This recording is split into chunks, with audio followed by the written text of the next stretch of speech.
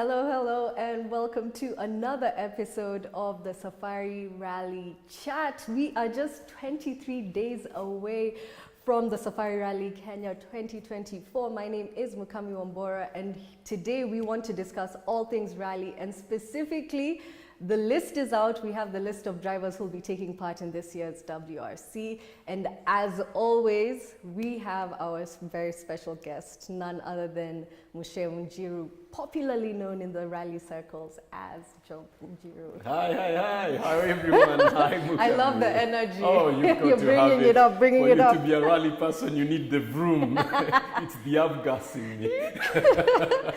So 29 drivers, that's fewer than we were expecting in the WRC category. What do you think has accounted for some of that?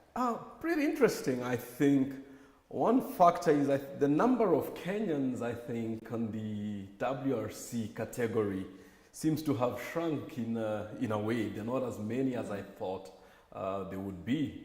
And of course, on the global scope, I mean, the WRC2 and WRC3 drivers, not many of them have entered this particular event. Yeah. I guess probably also the cost and the world economy could be a factor. Flying all the way yeah. to Kenya. Yeah. And I want you to take us through those categories and explain for people who are sitting at home, because we're seeing drivers who are in the WRC1, then we're seeing a lot of Kenyans are in the WRC2, and then we have the WRC. Maybe you can break that down for us. Well, you have different categories under the World Rally Championship, and actually the Safari Rally, as I would ordinarily say, are two events in one, because you have the World Rally Championship, which is in the World Rally calendar, which is WRC. And under WRC, you have three categories in there.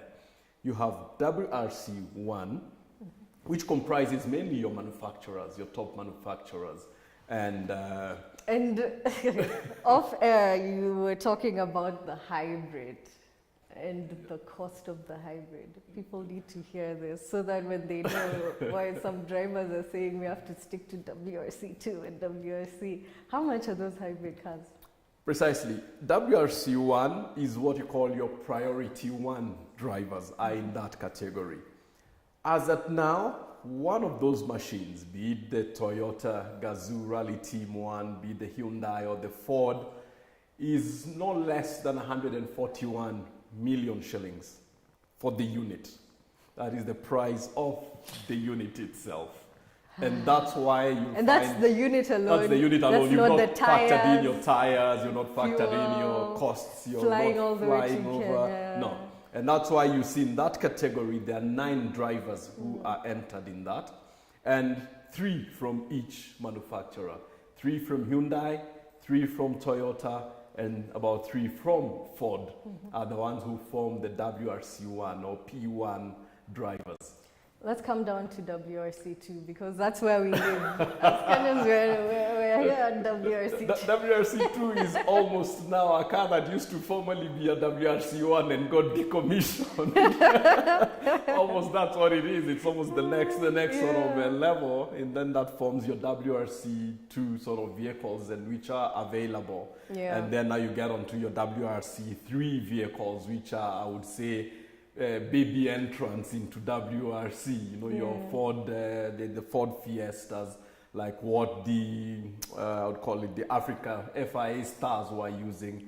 Most of them were around the WRC3 category.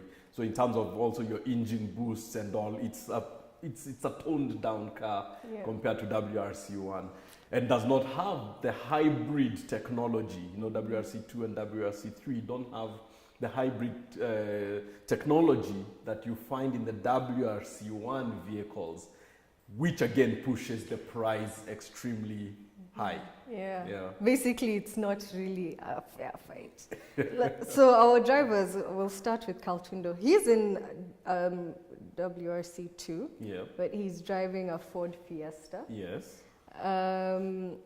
We've been hearing that name in rallying for years and years and years, and his kids are now even taking part in the autocross. He wants to build a legacy of some sort, and he wasn't sure he was going to take part in the rally because I'd spoken to him earlier last month, but he's there. Yep.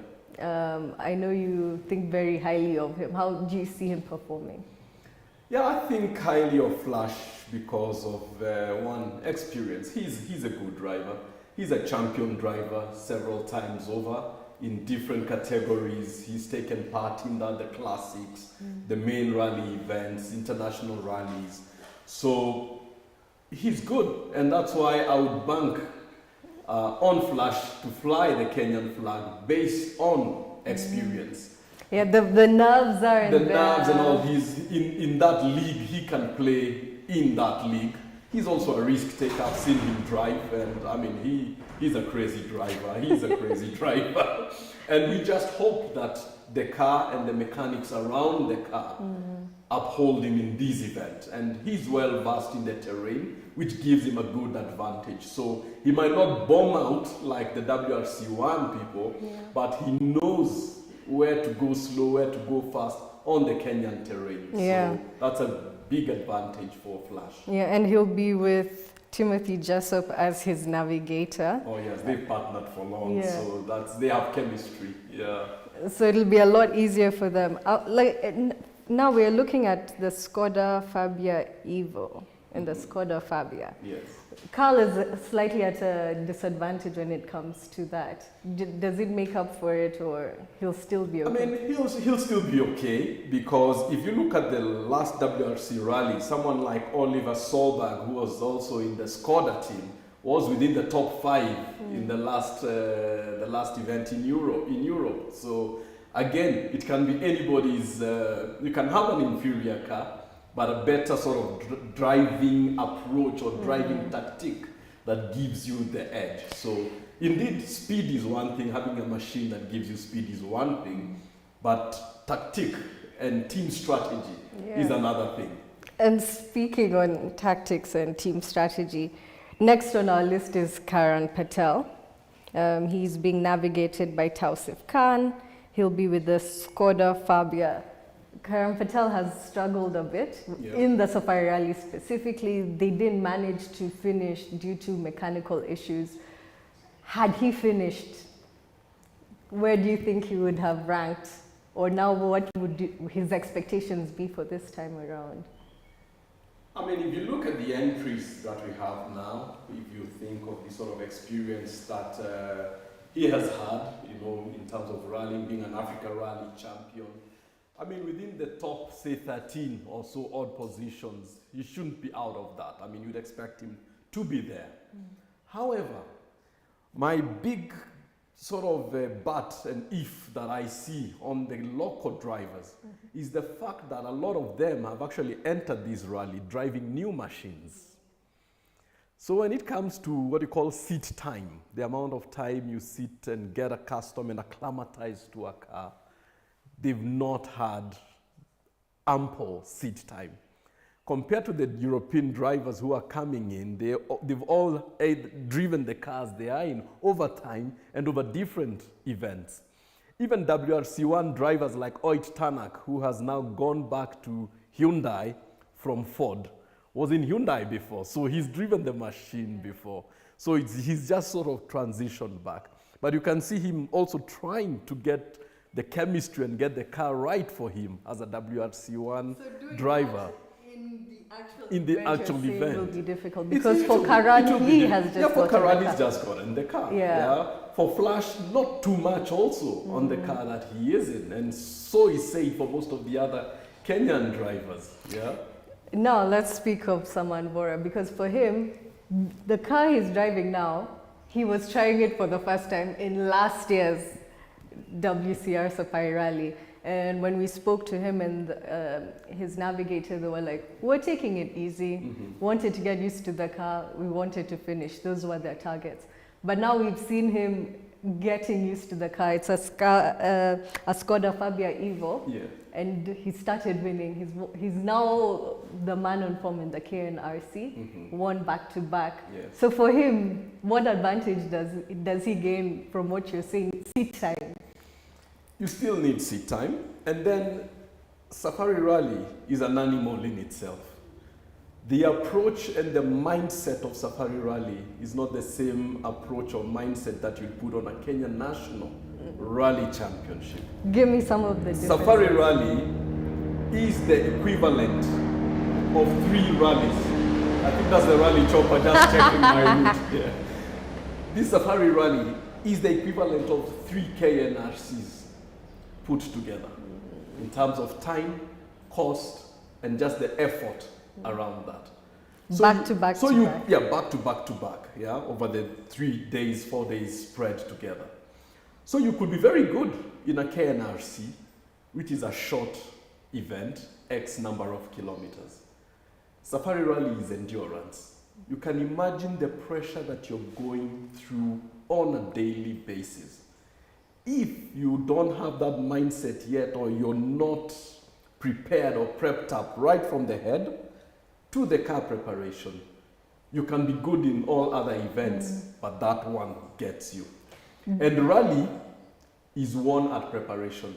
Rallies are not won by the fact that you have the car and you're going in to drive. Any rally is won at how you prepared the car, the team, and yourself before getting into the event. So let me share a statement from the navigator of Samanvora, who was a former rally driver himself, Alfir Khan. Yeah. And he was saying, because he's the mentor, he's the one who's been sort of teaching him. He was saying, in the first one, I was making sure we go slowly because I was still gauging how he's getting used to the car. This time he says, we're going to go as fast as we can.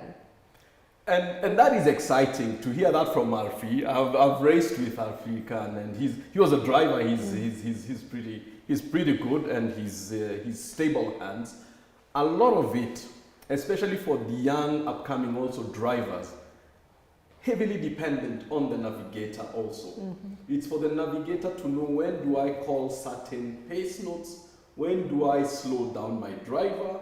So that chemistry, and I'm glad the two of them have been building it over time, because it's about chemistry.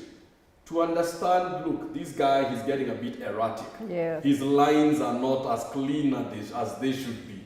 If he drives this way, we're going to destroy this car, or we're going to wreck the car, and we won't get to the end of the stage. So the navigator sometimes consciously tones down some of the rally notes to save the car. So that blending will have to happen. That you can say, yes, we will bomb out, but believe me, there are certain places like Sleeping Warrior.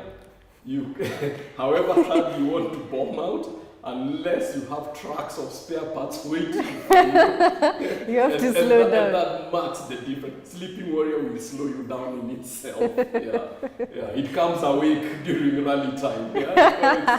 That's a good one. But it wakes up. It wakes up the drivers. It woke me up. That's why. Oh, we're waking it up, so he's getting One of the big role that we had was actually in Sleeping Warrior. That's why. Is that the one? Yes, one of the ones that you can see there. Yeah. And that was 1 kilometer to the finish.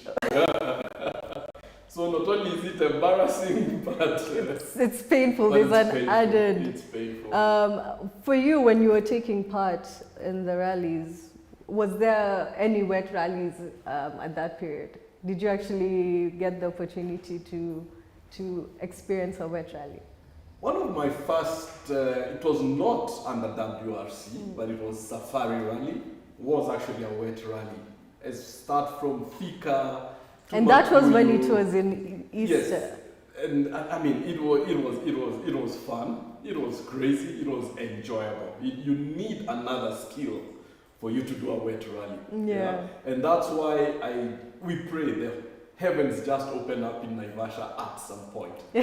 Not too much, but just at some point. I think it will just enough. Just give a very interesting twist. Yeah. And do you feel a driver like Carl Tundo will have a big advantage because, talking to Samanvora, he's never really driven so much. He doesn't have that much experience in the wet. So do you feel now that's where Carl Tundo would make up time in situations Most like that? definitely. He has fun in mud, I can tell you. I think growing up in Naivasha, Nakuru areas, driving in the farm, Flash will thrive. And you saw the European drivers struggling when it rained a little bit in the last Safari Rally, because they said they've never been into something like this. It's worse than snow. You know, 1 minute the sun is shining, and you see you have selected tires for a dry rally, for gravel, and then all of a sudden it starts raining.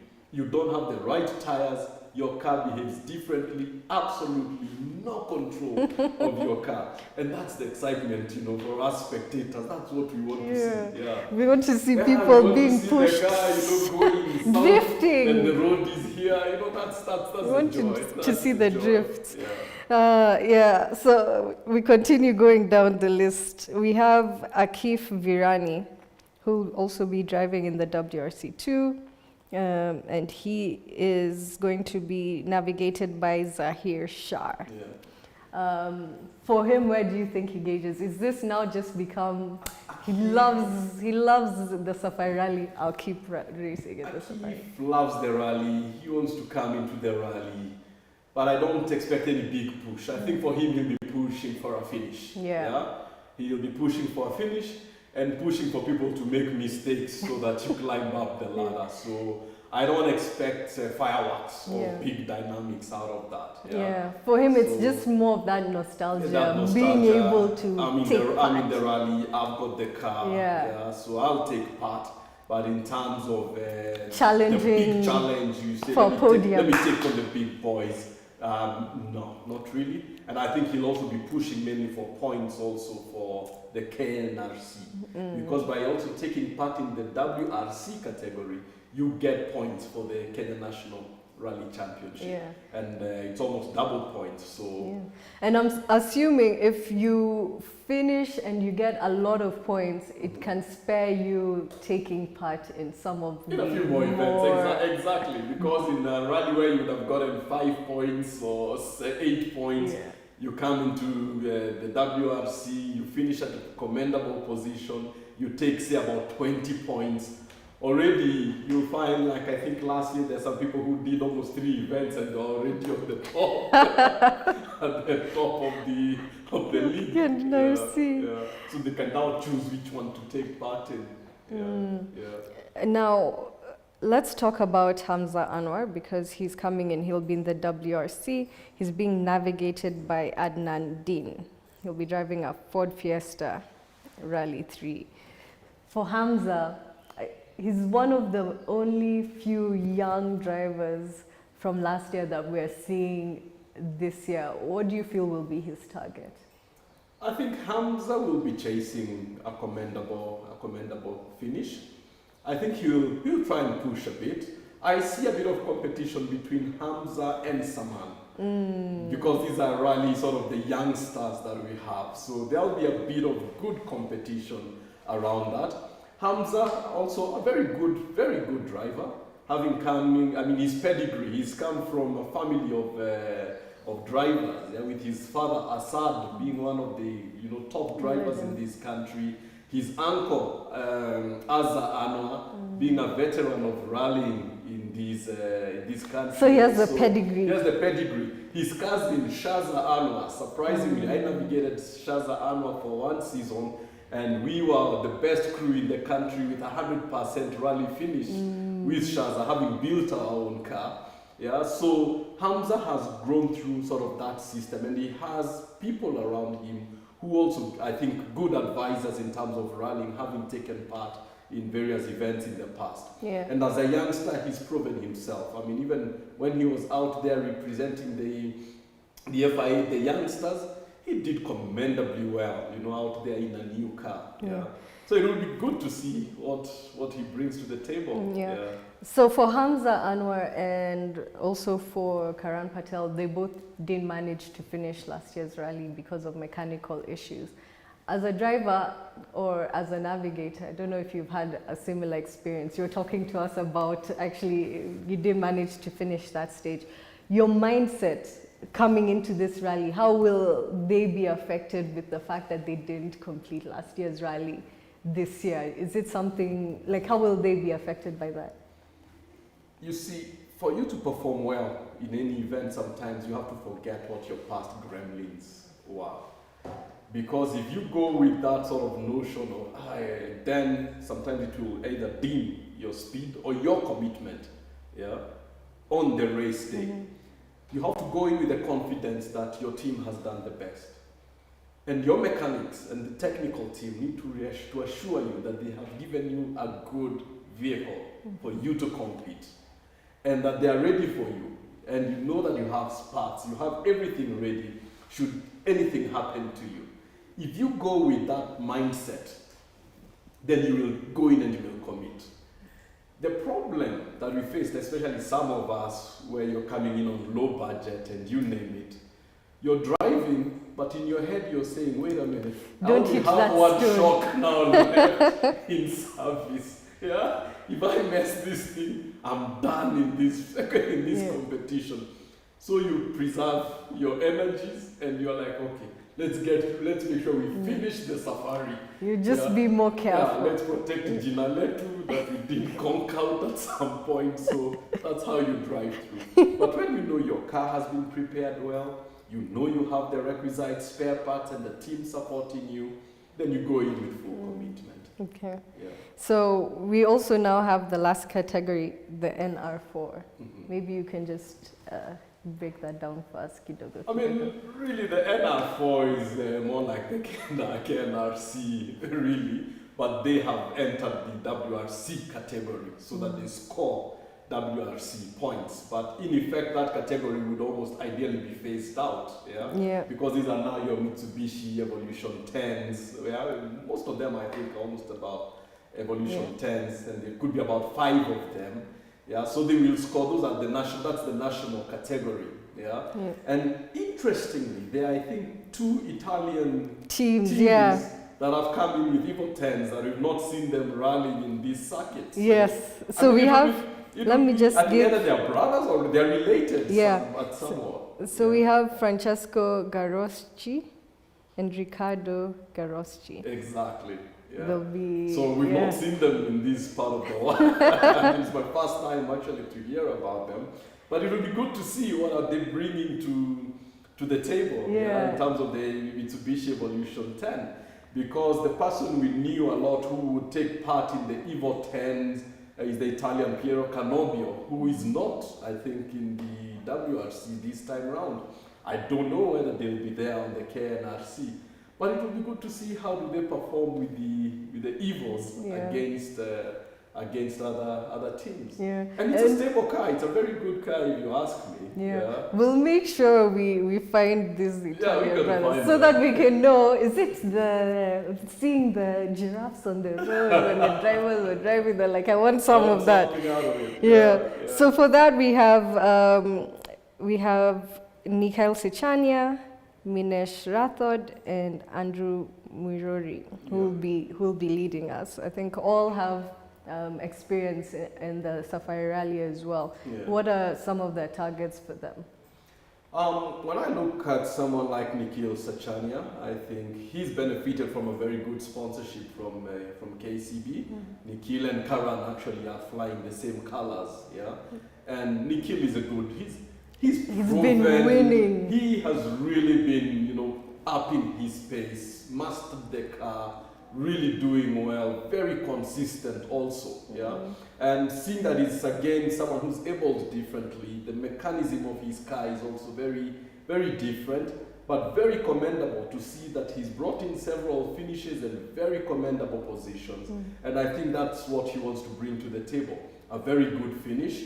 And I think he has a good team also behind him and the good support that will enable him to sort of finish this particular event.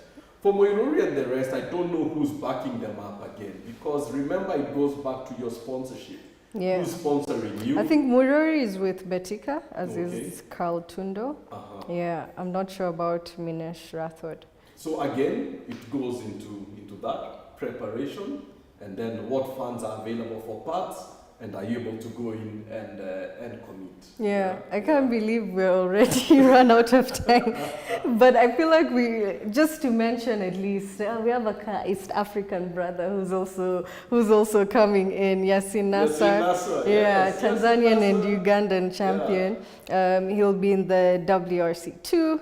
He has his Ford Fiesta MK. So for him, happy to see him. Happy to see Sinasa. Struggled a little bit in Eldoret. But he's been one person who's very supportive of the Kenyan events. He's been taking part in more than one event where he can come in, test the car, drive, enjoy the rally. So, I mean, really shows that East Africa cooperation and, the brotherhood that we can create in sporting.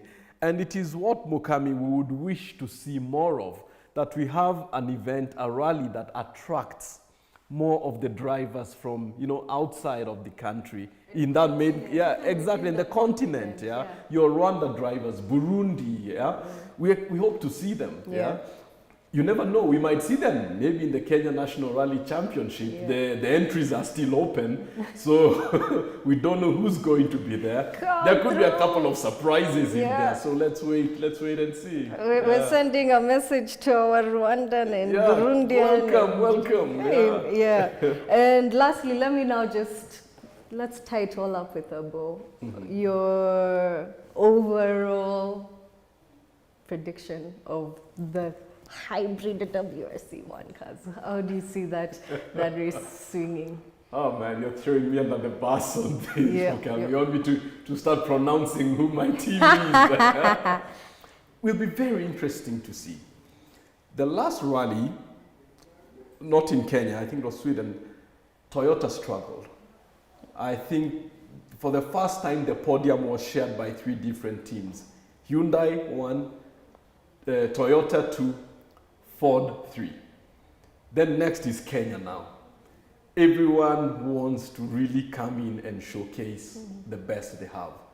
Last year, Thierry Neuville of the Hyundai team was performing extremely well. He was leading the rally until the car just crashed. He just gave way. None of the Hyundais sort of really made it. We want to find out, have they done anything from that time to now? Are there any lessons learned? And if there were lessons learned and they have fixed what messed them last time, it will be a very interesting team. And considering that it's more or less the same. It's more or less exactly. They did not change the course so much. They didn't change the course much. It's the same terrain and everything. Then we'll see whether they learned something about the car. Toyota, on the other hand, extremely good drivers there. Of course, there's the Kenyan favorite, Takamoto.